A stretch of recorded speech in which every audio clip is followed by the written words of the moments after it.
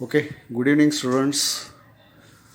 Today's part is to discuss regarding the determination of electric field once again using the dipole.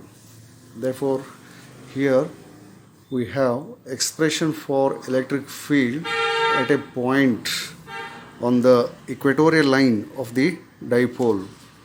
So, as we have discussed in the last period, this forms a dipole that I have redrawn here once again in a bigger style.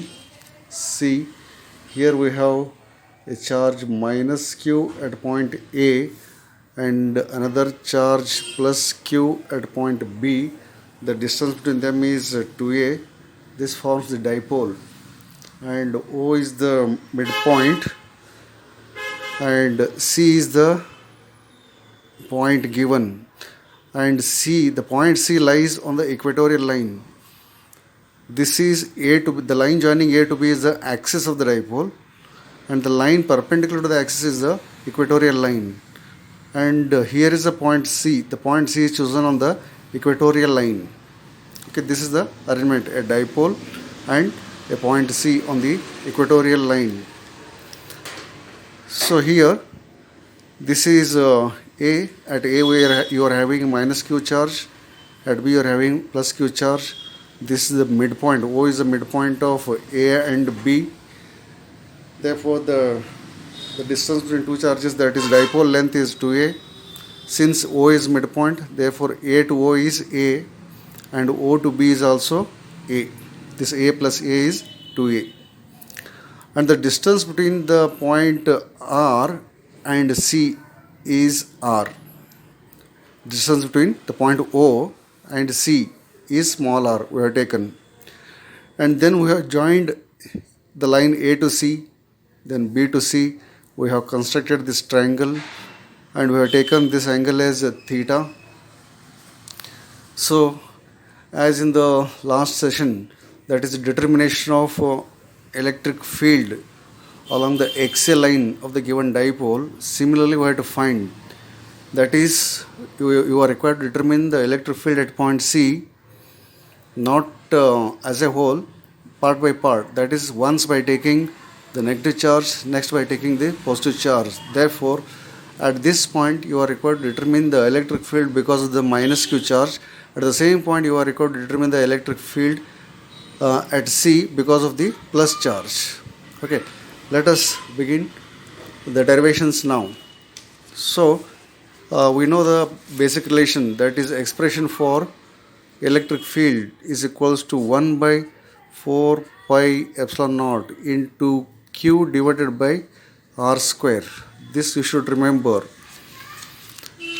So ಎಲ್ಲಿ ಹೇಳಿದ್ದೀವಿ ಅಂತಂದರೆ, ಈ ಥರ ಒಂದು charge ಕೊಟ್ಟಾಗ ಅದ್ರ ಸುತ್ತಲೂ area ಇದ್ದಾಗ ಇಲ್ಲಿ ಯಾವುದೋ ಇನ್ನೊಂದು ಯೂನಿಟ್ ಪಾಸಿಟಿವ್ ಚಾರ್ಜ್ ಕೊಟ್ಟಿದ್ದಾರೆ, ಅದರ ನಡುವಿನ ಡಿಸ್ಟೆನ್ಸ್ ಆರ್ ಆಗಿದ್ದರೆ, ಈ ಚಾರ್ಜ್ ಕ್ಯೂ ಅಂತಾಗಿದ್ದರೆ, ಈ ಪಾಯಿಂಟ್ನಲ್ಲಿ ಇದೇ ಪಾಯಿಂಟ್ ಸಿ ಅನ್ನು ಕೊಟ್ಟಿರ್ಬೇಕಾದ್ರೆ electric field equals to 1 by 4 pi epsilon naught into this q divided by this r square ಅಂತ ನೋಡಿದ್ರಿ. ಅದೇ ಈಕ್ವೇಷನ್ ಇಲ್ಲಿ ಬರ್ತಿದ್ದೀವಿ. ಸೊ ಈ ಈಕ್ವೇಷನನ್ನು ಇದಕ್ಕೆ ಅಪ್ಲೈ ಮಾಡಬೇಕು. So electric field because of minus Q at C find out ಮಾಡ್ತಿದ್ದೀರಿ. Call this as E1, that is equal to 1 by 4 pi epsilon naught into magnitude ಅಷ್ಟೇ ತೊಗೋಬೇಕು ಅಂತ ಹೇಳಿದ್ದೀನಿ, ಯಾಕಂದರೆ ವರ್ಡ್ಸ್ನಲ್ಲಿ ಡೈರೆಕ್ಷನ್ ಮೆನ್ಷನ್ ಮಾಡಿಬಿಡ್ತೀವಿ. therefore magnitude is q, type is minus q, divided by r square. ಇದು r ಅಂದರೆ ಈ ಚಾರ್ಜ್ ಮತ್ತು ಪಾಯಿಂಟ್ ನಡುವಿರುವಂಥ ಡಿಸ್ಟೆನ್ಸ್. ಈ ಚಾರ್ಜ್ ಮೈನಸ್ ಕ್ಯೂ ಮತ್ತು ಈ ಪಾಯಿಂಟ್ ಸಿ ನಡುವಿರುವಂಥ distance, that is AC. therefore here you have to write AC square. then this is equal to 1 by 4 pi epsilon naught into q divided by the value of AC you have to find, that is AC square. That is, you have to consider the triangle AOC. ಈ ಥರದ್ದು I want to redraw it. AOC. Here is A, here is O, here is C. Okay, and AO is A, OC is R, and this is AC square. So applying Pythagoras theorem, that is AC square equal to AO square plus OC square, right? Then this AC square equals to AO means it is A square plus OC is R square, or it can be written as R square plus A square, that is equal to our AC square. So here we are having AC square. For that you have to write R square plus A square, R square plus A square. And this is our electric field E1 because of the negative charge minus Q. This is the magnitude of the electric field, and electric field is a vector quantity. We have to mark the direction of that one. Since this is a negative charge, so the direction should be shown from C to A. Point C ನಲ್ಲಿ E1 ಇರ್ತದೆ. E1 direction ಯಾವ ಕಡೆ ಇರುತ್ತೆ ಅಂದರೆ towards the A, towards the negative charge. C ದಿಂದ A ಕಡೆ ಅಲ್ಲಿ ತೋರಿಸ್ಬೇಕು. ಸೊ ದಿಸ್ ಈಸ್ ಎಸ್ ಅಂತ ಮಾರ್ಕ್ ಮಾಡೋದಿಲ್ಲ. C S is E1. C S is E1. This length indicates magnitude, and its value is 1 by 4 pi epsilon into Q by R square plus A square. Therefore, minus Q ನಿಂದ C ನಲ್ಲಿ ಎಷ್ಟು electric field ಇರ್ತದೆ ಅಂತ determine ಮಾಡಿದ್ದೀವಿ. That is equal to E1. ಅದರ ಬೆಲೆ ಇದು ಇದೆ. ಡೈರೆಕ್ಷನ್ ಇಲ್ಲಿ ತೋರಿಸಿರ್ತಾರೆ ಸಿ ದಿಂದ ಎ ಕಡೆ. This is one part.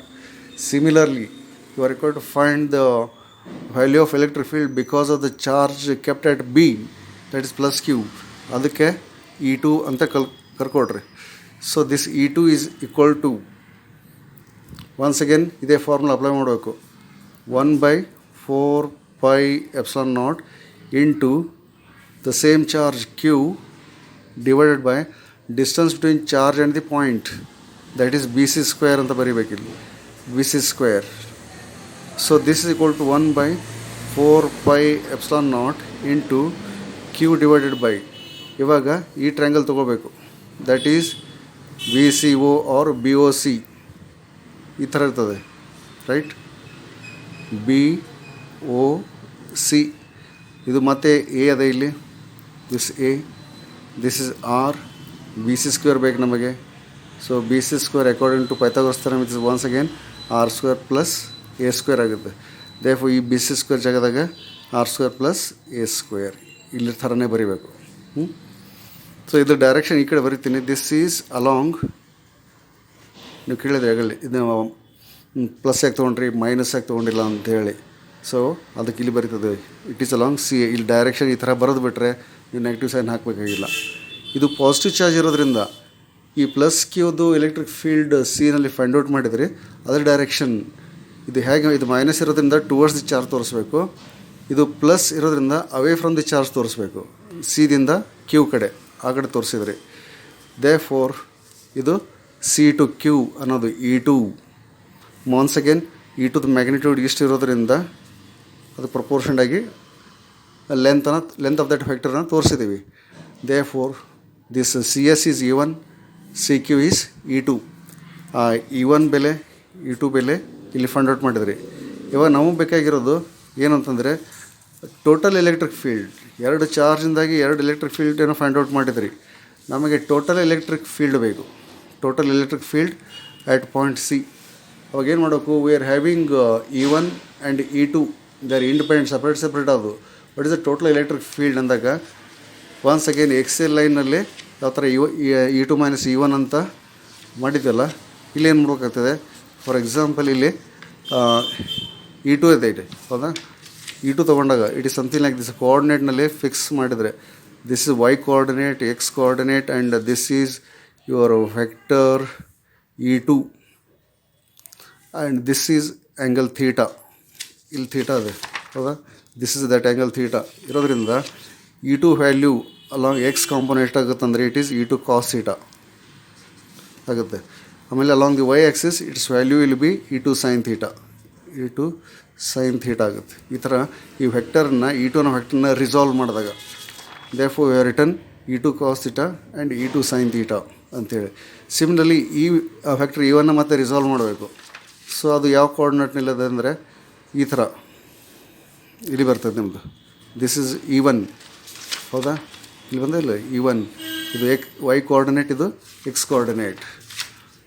This is your E1 and ಇದು ಆ್ಯಂಗಲ್ ಥೀಟಾ, ಇದು ವೈ ಕೋಆರ್ಡಿನೇಟ್, ಎಕ್ಸ್ ಕೋಆರ್ಡಿನೇಟ್. ಇದು ಇವನ್ ಇರೋದ್ರಿಂದ ಈ ಆ್ಯಂಗಲ್ ಥೀಟಾ ಆಗಿದ್ದರೆ ಈ ಕಡೆ ಅದರ ಬೆಲೆ ಇವನ್ ಕಾಸ್ ಥೀಟಾ, ಈ ಕಡೆ ಇವನ್ ಸೈನ್ ಥೀಟಾ ಆಗುತ್ತೆ. ಸೊ ಅದನ್ನು ಬರ್ತೀವಿ ನಾವು along X axis it is ಇವನ್ ಕಾಸ್ ಥೀಟಾ, ಈ ಕಡೆ ಇವನ್ ಸೈನ್ ಥೀಟಾ ಅಂತೇಳಿ. ಮುಂದೆ ಏನಾಗುತ್ತೆ ಅಂದರೆ ಇದೇ ಪಾಯಿಂಟ್ನಲ್ಲಿ E1 cos theta, E2 cos theta, component of E1 and E2, they are acting in the same direction. Whereas these are also components of E1 and E2, that is E1 sin theta, E2 sin theta. They are equal in magnitude and opposite in direction.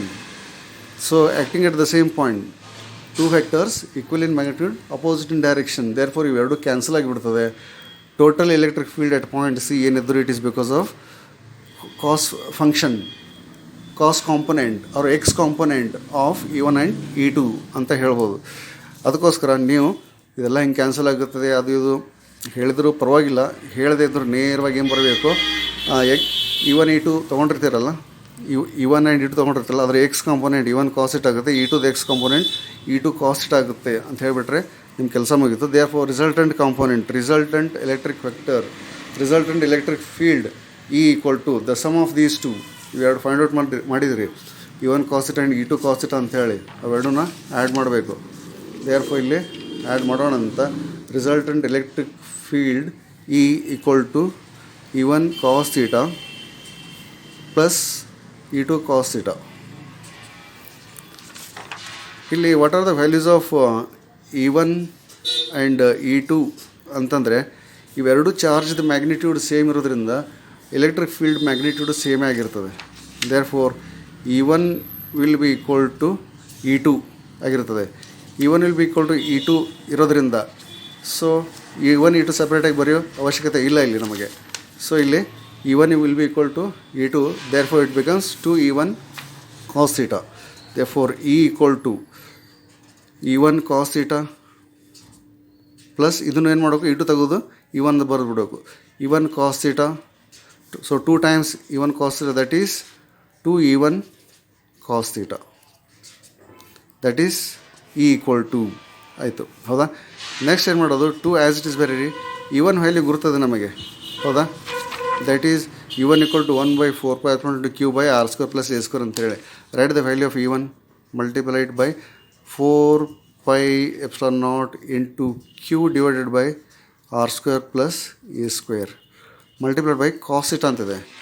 Cos of theta ಯಾವುದೋ ಈ triangle ತೊಗೊಳ್ರಿ ಅಥವಾ ಈ triangle ತೊಗೊಳ್ರಿ, ಇದೇ ತೊಗೊಂಡ್ಬಿಟ್ರೆ ಇಲ್ಲಿ mention ಮಾಡಿದ್ದೀವಿ A O C ಈ ಆ್ಯಂಗಲ್ಲು ಥೀಟಾ ಇದ್ದರೆ ಕಾಸ್ ಥೀಟಾ ವ್ಯಾಲ್ಯೂ ಎಷ್ಟಾಗುತ್ತೆ ಅಲ್ಲಿ, base divide by hypotenuse. Base ಅಂದರೆ ಎ, ಹೈಪೋಟಿನ್ಯೂಸ್ ಅಂತಂದರೆ ಎ ಸಿ, ಹೌದಾ? Cos theta equal to A by A C. Therefore cos theta equal to small A divide by A C ಬರೀಬೇಕು. A C ಅಂದರೆ ಎಷ್ಟಾಗುತ್ತೆ ನಮಗಿಲ್ಲಿ A C square find out ಮಾಡೀವಿ. A C square equal to R square plus A square ಅಂತ find out ಮಾಡೀರಿ. Therefore A C ಅಂತಂದರೆ A C is equal to square root of R square plus A square. Therefore this is equals to 2 into 1 divided by 4πε0 into Q divided by R square plus A square into A divided by under root R square plus A square. ಇಷ್ಟಾಯಿತು, ಹೌದಾ? So next ಪಾರ್ಟ್ನಲ್ಲಿ ಈ ಥರ 2 into 1 divided by 4πε0 into Q divided by R square plus A square into A divided by under root R square plus A square ಅಂಥೇಳಿ, ಹೌದಾ? So next ಸಿಂಪ್ಲಿಫಿಕೇಷನಲ್ಲಿ ಏನು ಬರುತ್ತೆ ಅಂತಂದರೆ, so ಹೀಗಿದ್ದನ equation that is E equals to 1/4πε0 ಅಷ್ಟೇ ಬರೋದು ಬಿಡ್ರಿ. ಇಲ್ಲಿ ಬರೆದಿದ್ದೀವಿ 1 divided by 4πε0 ಮಲ್ಟಿಪ್ಲೈಡ್ ಬೈ ಇದು Q ಆ್ಯಸ್ ಇಟ್ ಈಸ್ ಬರೀರಿ, 2 into A ಬರೀರಿ, ಈ ಕಡೆ ತೊಗೊಂಡು ಹೋಗ್ಬಿಟ್ರೆ ನೋ ಪ್ರಾಬ್ಲಮ್. ದೆನ್ ಇದು ಬರೀ R square plus A square ಅಂತಂದರೆ ರೇಸ್ ಟು 1 ಅಂದಂಗೆ, ಇದು ರೇಸ್ ಟು 1/2 ಅಂತಂದಂಗೆ, ಹೌದಾ? ಈ ಥರ ಇಲ್ಲಿ ಸಪ್ರೇಟ್ ಒಂದು ತೋರಿಸಿ ನಿಮಗೆ ಏನಂಥೇಳಿ. ಒಂದು ಇಲ್ಲಿಂದ R square plus A square whole raised 1 ಅಂದಂಗೆ ಅದು. ಇಲ್ಲೇನಿದೆ square root of R square plus A square. So ಇದು R square plus A square raise to 1 into R square plus A square square root ತೆಗೆದುಬಿಟ್ರೆ 1/2 ಬರಿಬೇಕಾಗ್ತದೆ. ಇವೆರಡು base same ಇರೋದ್ರಿಂದ ಏನು ಬರೀಬೇಕು, R square plus A square raise to this 1 plus 1/2. So R square plus A square 1 plus 1/2 ಅಂದರೆ it is 3/2. So ಅದನ್ನೇ ಇಲ್ಲಿ ಬರೀಬೇಕಾಗ್ತದೆ ಈ ಜಾಗದಾಗ. ಸೊ ಎರಡು ಬ್ರ್ಯಾಕೆಟ್ ಮಲ್ಟಿಪ್ಲೈ ಮಾಡಿದ ನಂತರ R square plus A square whole raise to 3/2 ಅಂಥೇಳಿ. ಬಟ್ ಈ ಈಕ್ವೇಷನ್ ಇಲ್ಲಿ ಕಂಟಿನ್ಯೂ ಮಾಡ್ತೀವಿ. ಮತ್ತು E equal to 1/4πε0 into Q into 2a ಅಂದರೆ it is dipole moment P divide by R square plus A square whole raise to 3/2 ಅಂಥೇಳಿ. ಬೇಕಿದ್ರೆ ಬರೆದು ಬಿಡ್ಬೇಕು ಏನಂತ, P equal to Q into 2a ಅಂತ ಬರೆದ್ರೆ it's enough for you. Therefore ಈ ಥರ ಒಂದು ನಿಮಗೆ ಡೈಪೋಲ್ ಕೊಟ್ಬಿಟ್ಟು ಆ ಡೈಪೋಲದ್ದು ದಿಸ್ ಒನ್ ಇಕ್ವಿಟೋರಿಯಲ್ ಲೈನ್ ಮೇಲೆ ಈ ಥರ ಡೈಪೋಲ್ ಕೊಟ್ಟು, ಡೈಪೋಲಲ್ಲಿ 2 ಚಾರ್ಜ್ -q + q, ಅದರ ಇಕ್ವಿಟೋರಿಯಲ್ ಲೈನ್ ಮೇಲೆ ಪಾಯಿಂಟ್ ಸಿನಲ್ಲಿ ಸಿ ಕೊಟ್ಟು total electric field find out ಮಾಡಿರಿ ಅಂತಂದರೆ ಇಷ್ಟೆಲ್ಲ ಪ್ರೊಸೀಜರ್ ಈಗ ಫಾಲೋ ಮಾಡಿಕೊಂಡು ಡೈವೇಷನ್ಸ್ ಈಗ ಕಂಟಿನ್ಯೂ ಮಾಡಿಕೊಂಡು ಇಲ್ಲಿ ಬಂದರೆ ಕೊನೆಗೆ ನಿಮ್ಗೆ ಸಿಗೋದೇನೆಂದರೆ it is equal to 1/4πε0 into P divide by R square plus A square whole raise to 3/2 ಅಂತೇಳಿ. ಸೊ ನೆನೆ ದಿವಸ ಇದಕ್ಕಿಂತ ಲಾರ್ಜ್ ವಿಡಿಯೋ ಮಾಡಿದ್ದೆ, ಸ್ವಲ್ಪ ಶಾರ್ಟ್ ವಿಡಿಯೋ ಮಾಡ್ತೀನಿ ನಿಮಗೆ ನೋಡ್ಲಿಕ್ಕೆ ಅನುಕೂಲ ಆಗಲಿ ಅಂಥೇಳಿ. ಭಾಳ ಅಂದರೆ 10 ರಿಂದ 15 ನಿಮಿಷದ್ದು ಸಿಂಪಲ್ಲಾಗಿರುತ್ತೆ ಕೇಳಲಿಕ್ಕೆ ಕೂಡ.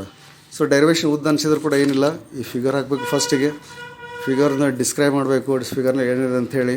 E1 ವ್ಯಾಲ್ಯೂ ಬರೀತೀರಿ, E2 ವ್ಯಾಲ್ಯೂ ಬರೀತೀರಿ, then E1 cos θ plus E2 cos θ ಮಾಡ್ತೀರಿ, total resultant. Then E1 equal to E2 ಇರೋದ್ರಿಂದ 2E1 cos θ ಆಯಿತು. E1 ಬೆಲೆ ಹಾಕಿರಿ, cos θ ಬೆಲೆ ಹಾಕಿರಿ. ಇದು E1 ಬೆಲೆ ಆಯಿತು, ಇದು cos θ ಬೆಲೆ ಆಯಿತು. ಇಷ್ಟು ಅದ ನಂತರ ಮಲ್ಟಿಪ್ಲೈ ಮಾಡಿದರೆ ವಿಲ್ ಗೆಟ್ ದಿಸ್ ಮಚ್. ಇಷ್ಟು ಆ 4 ಸ್ಟೆಪ್ನಲ್ಲಿ ನಿಮಗೆ ಸಿಕ್ಬಿಡುತ್ತೆ. ಓಕೆ, ಏನೋ ಲಾಸ್ಟ್ ಪೀರಿಯಡ್ನಲ್ಲಿ ಹೋಮ್ವರ್ಕ್ ಕೊಟ್ಟಿದ್ದೆ, ಇನ್ನು ಯಾರಿಂದು ರೆಸ್ಪಾನ್ಸ್ ಬಂದಿಲ್ಲ, ಯಾಕೆ ಗೊತ್ತಾಗಿಲ್ಲ ಅಂತಂದರೆ ಕೊನೆ ಪಕ್ಷ ಗೊತ್ತಾಗಿಲ್ಲ ಅಂಥೇಳಿ ಹೇಳ್ರಿ. ಏನು ಹೆದರ್ಕೋ ಕಾರಣ ಇಲ್ಲ. ತಪ್ಪು ಉತ್ತರ ಸಿಕ್ಕಿದರೆ ತಪ್ಪು ಬರೋದಾದ್ರೆ ಕಳಿಸ್ರಿ. ಒಟ್ಟಿನಲ್ಲಿ ರೆಸ್ಪಾನ್ಸ್ ಮಾಡಬೇಕು. ನಮ್ಮ ಹುಡುಗರು ರೆಸ್ಪಾನ್ಸ್ ಮಾಡ್ಲಿಕ್ತೇವೆ, ನಾವು ಮಾಡಿದ್ದಕ್ಕೂ ಸಾರ್ಥಕ ಆಯಿತು ಅಂತ ನನಗೆ ಅನ್ನಿಸ್ತದೆ. ನೀವು ಸುಮ್ಮನೆ ಕೂತ್ಕೊಂಡ್ಬಿಟ್ರೆ ನೀವು ಯಾರೂ ಯೂಸ್ ತೊಗೊಳ್ತಿಲ್ಲ ಅಂತ ಅಂದ್ಕೊಂಡು ನಾನು ದಿಸ್ ಇಸ್ ಲಾಸ್ಟ್ ವಿಡಿಯೋ ಮಾಡಿಬಿಡ್ತೀನಿ ಅಷ್ಟೇ, ಇನ್ನು ಕಂಟಿನ್ಯೂ ಮಾಡ್ಲಿಕ್ಕೆ ಹೋಗೋದಿಲ್ಲ. I want the response from you. Okay, thank you very much.